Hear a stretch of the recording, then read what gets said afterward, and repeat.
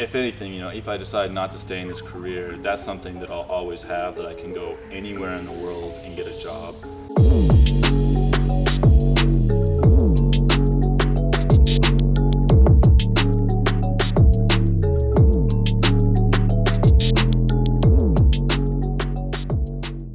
My name is Branson McCall. I'm a paint tech for an auto collision repair center. I get it prepped, sanded, masked, and then get final polishing and buffing work. Send it out the shop.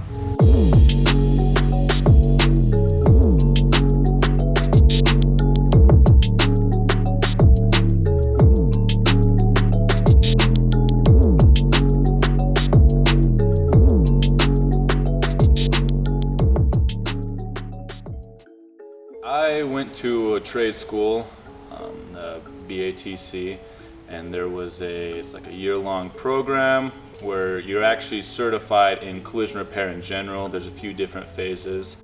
As far as I know, most collision programs are usually about a year long.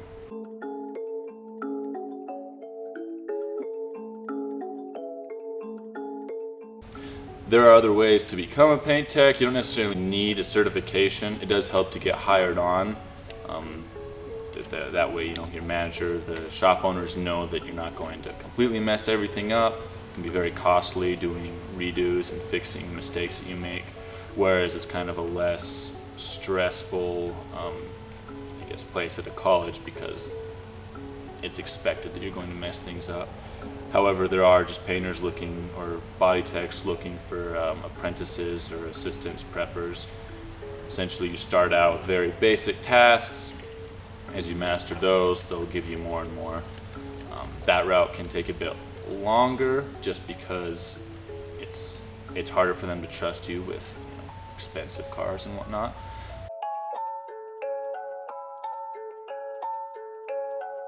The salary varies quite a bit.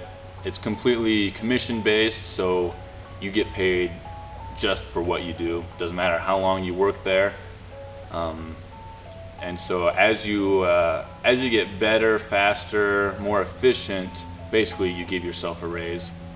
I would say once you're your own paint tech, you can expect to make around $50,000 starting, and then as you get better, I'd say by yourself, $100,000 to $120,000. And then as you're able to grow kind of the paint department, you can hire on, a prepper or an assistant. You can make upwards of $150,000, $200,000, and so it can actually be a very lucrative field.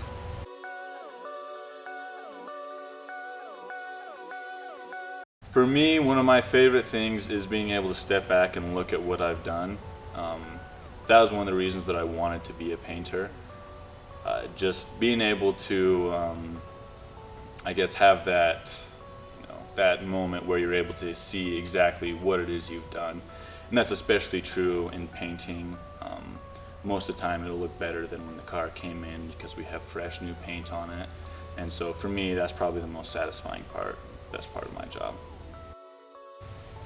Worst part, I would say, are the junker cars that we got to do. We'll have a lot of old cars that come through that are just beat up, and they get in an accident, so the insurance is paying for, a new bumper, just something like that.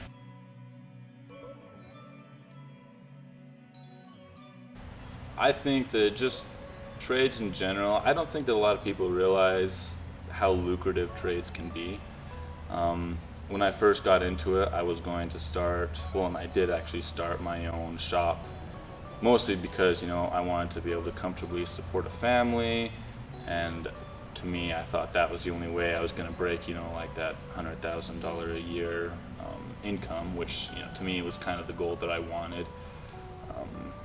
And so that was, I was like, okay, well, I would like to do this, but also I need to be able to support my family, so I should probably do my own shop. That way, I can get up there.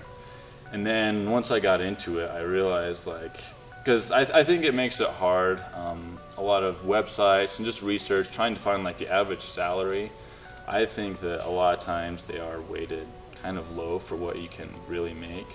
And again, that comes down to what kind of worker you are. if you're someone that's, driven, innovative, and you can develop a process, get better, faster, and more proficient in your work, then it's a very lucrative field and a very steady field.